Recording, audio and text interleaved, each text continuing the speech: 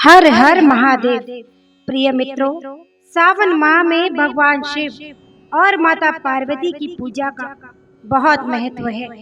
माता पार्वती और भगवान शिव के नाम लेने मात्र से ही उनके भक्तों का जीवन सुख समृद्धि से भर जाता है।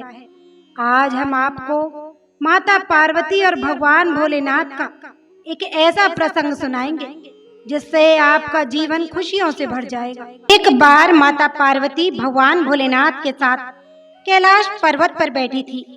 तभी उनके मन में विचार आया कि सारे देवता सुंदर महलों में रहते हैं, जबकि मेरे पति तो देवों के देव महादेव हैं। फिर भी मैं इस कैलाश पर रहती हूँ। यहाँ ना तो कोई महल है, ना कोई आराम की वस्तु। ऐसा सोचकर माता पार्वती ने भोलेनाथ से कहा, स्वामी, सारे देवता महलों में रहते हैं, आप क्यों इस कैलाश पर वास करते हैं? आप भी हमारे लिए एक भवन बनवा लीजिए ताकि हम भी आराम से रह सके। पार्वती की बात सुनकर भोलेनाथ थोड़ा सा मुस्कुराए और फिर बिना कुछ कहे ध्यान मग्न हो गए। माता पार्वती को भोलेनाथ का यह व्यवहार कुछ ठीक नहीं लगा, किंतु वो बिना कुछ कहे वहां से चली गईं। जब महादेव अपने ध्यान से निकले तो माता ने फिर से भोलेनाथ से कहा, हे प्रभु, मेरा भी मन है कि मैं अन्य देवताओं की भांति महल में रहूं। आप भी मेरे लिए एक भवन बनवा दीजिए। तब महादेव ने उनसे कहा, देवी, महल में रहना हम लोगों के लिए उचित नहीं है। किंतु माता पार्वती ने महादेव से हठ पूर्वक कहा, प्रभु, आपको नहीं लगता है कि आपको भी महल में रहना चाहिए? आपका महल तो स्वर्ग में बने हुए इंद्र के महल से भी उत्तम और भव्य होना चाहिए। अब तो हमें महल बनवा ही लेना चाहिए। महादेव ने माता पार्वती को बहुत समझाया। वे बोले, देवी, हम तो ठहरे योगी, खुले में रहने वाले हैं। हमें भवन का वातावरण रास नहीं आएगा। हमें तो महल में भी चैन नहीं मिलेगा, क्योंकि महल में रहने के बड़े नियम और बंधन होते हैं। किंतु माता ने तो मन में विचार कर लिया था कि अब महलों के बिना वो नहीं मानेंगी। वो बोली, हे महादेव, जब सारे देव महलों में रहते हैं तो फिर महादेव क्यों बर्फ की चट्टानों पर रहे?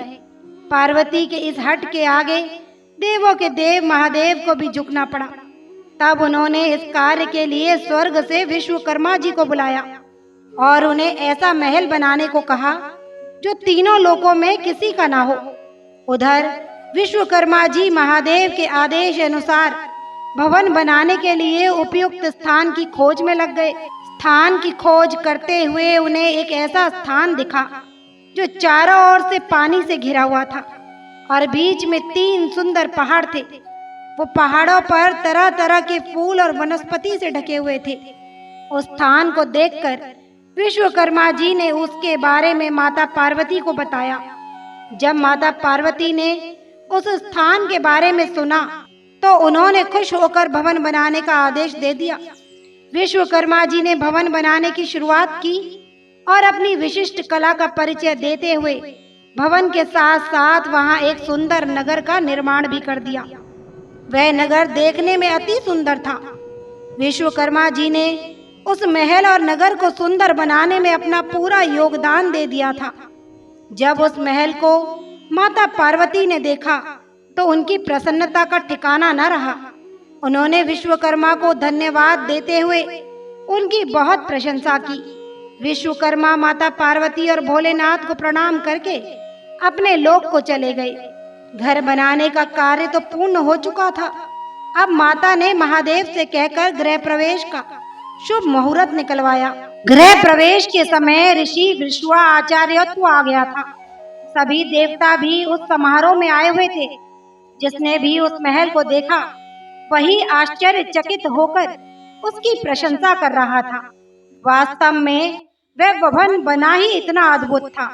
गृह प्रवेश विधि के पूर्ण होने के बाद महादेव ने आचार्य से दक्षिणा मांगने को कहा तो विश्वा ने मना कर दिया। वे बोले, प्रभु, क्या कोई भक्त अपने भगवान से कुछ मांगता है? ऐसा करके तो मैं पाप का भागी बन जाऊंगा। मुझे कोई दक्षिणा नहीं चाहिए।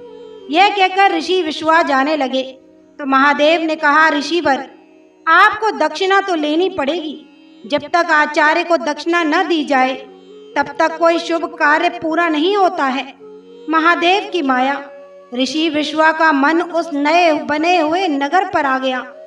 बार बार आग्रह करने पर उन्होंने दक्षिणा के स्वरूप उन्होंने उस भवन सहित नगर को ही मांग लिया।